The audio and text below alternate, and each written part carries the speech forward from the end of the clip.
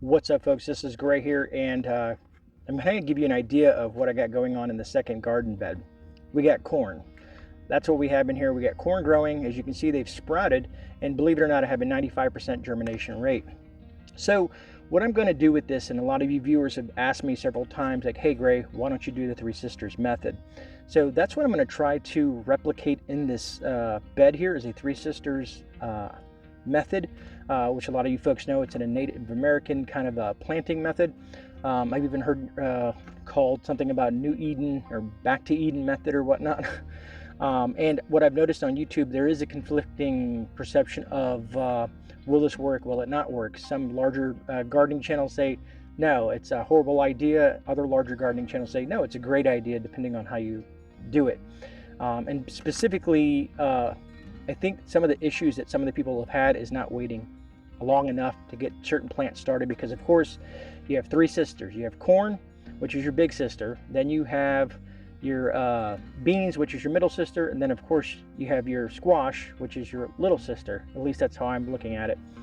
Anyways, that being said, I'm not going to inundate the corn heavily like some other Three Sister gardening beds do, but in this raised bed I'm going to be, as you see, the corn is here, and once it gets about 7 or 8 inches tall, then I'm going to drop some beans in, and then a week later, following the planting of the beans, about a week, 7 to 10 days later, I'm going to drop the squash. Now, how many beans am I going to be putting on here? I'm going to kind of play it by ear at the moment. I have 25 corn plants in here. On the screen will be the name of this corn plant. I think it's a hybrid, it's not an heirloom. Now, I am using Southern Exposure Seed Exchange, with these are heirlooms, and we're going to be using the Cherokee Greasy for the beans, which is a pole bean, and of course we're going to be using the Seminole Pumpkins for the squash. But we'll do follow-up videos on that. And the person that gave me the idea for this is the missus. She was like, why don't you just show the whole process from start to finish? And one key tip that I want to show you guys is when you're going to be germinating corn, if you want to speed up the process, because this corn has sprouted in less than a week. Tomorrow will make 7 days, which would be 1 full week. As you can see, the corn is doing well. And what I did is I soaked my corn seeds in for water for about 12 hours, which kind of softens that up. Then I planted the corn, which kind of helped sped up that germination rate. And so far we've gotten pretty lucky and everything looks good. So anyways, let me grab the camera real quick. I'm going to take you around and kind of give you an idea what I'm doing with this. Again, Southern Exposure Seed Exchange. If you're looking for some heirloom seeds, those we're going to be using in this bed. And then we're going to be building a third bed here in about 3 to 4 weeks.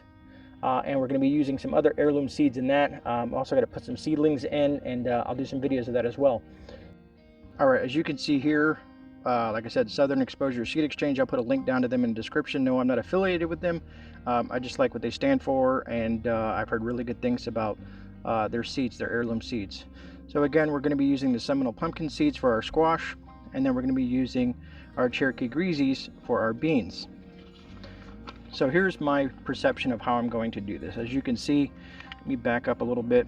You can see that I have 1, 2, 3, 4, 5 rows of corn. I got basically, they're about 12 by 12, or kind of 6 inches apart from here. These are all 6 inches apart, and then 12 inches apart this way, because you want to plant corn in a certain way, of course, because you want the germination not the germination, but the pollination of the plants to work well with each other. But we'll go with that in a second video or down the road in regards once the corn gets tall enough to even have that discussion. Anyways, let's get up close and personal with this.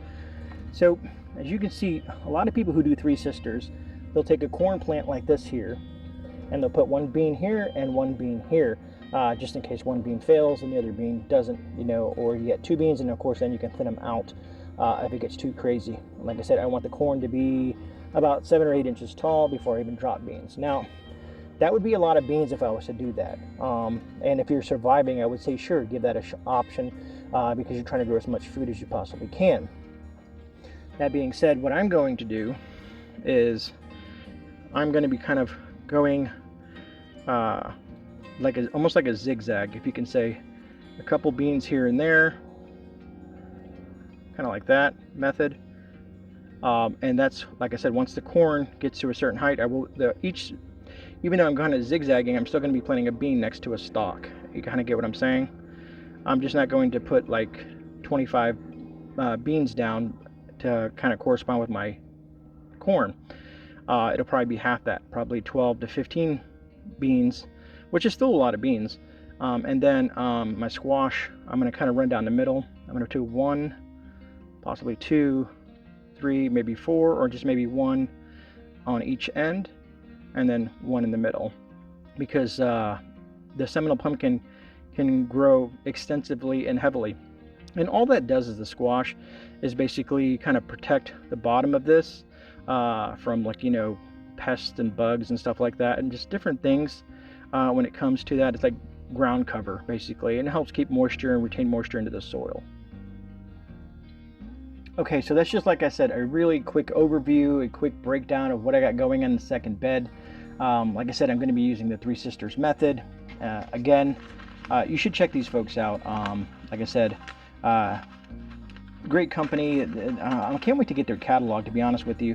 But they do have a Three Sisters pack for you folks that are trying to do specifically, let's say you want to grow Three Sisters.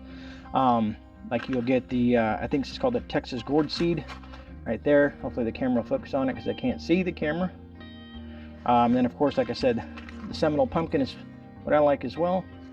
And then your Cherokee Greasies for your beans, a pole bean. Now, you can use any combination that you like. To me, I always think that you should experiment and have some fun with it, learn what works for you and your environment. I'm in Zone 9B in Central Florida on the East Coast, so I'm going to try this method with what I got. But like I said, kind of like just a quick little garden video in regards to what I'm doing in that second bed, because the wife suggested I did so. And I'm trying to think of anything else I wanted to add to this. Like I said, I'm looking forward to reading some of your comments, what your thoughts are. If I'm going to be making some mistakes that you can see in advance before I make these mistakes, because like I said, we get a couple more weeks, maybe less, once the corn gets about, like I said, 6 to 8 inches tall before I drop the beans in. And then, like I said, a week, 7 to 10 days later, we're dropping in the Seminole pumpkins. And then we're going to watch this thing grow. Like I said, it's either going to work, folks, or it won't work. But that's the fun of gardening, is trying to experiment and having fun, you know, involving the family and stuff like that. I know a lot of you folks see me doing a lot of this stuff like that, but the family does get involved, believe it or not. My wife has a super huge passion for gardening, and I'm assuming a lot of you folks watching this video do as well. So, yeah. If you have any other questions, please put those down in the comments. In case I missed a step, or you want my advice on something, drop that down in the comments as well. If you got any enjoyment or anything like that, please hit that like button. It's always appreciated. And of course, YouTube likes it when you hit that button, folks. Other than that, remember, folks, you are not alone. This is GreyMan. I'm out. I'll see you guys on the rebound. God bless.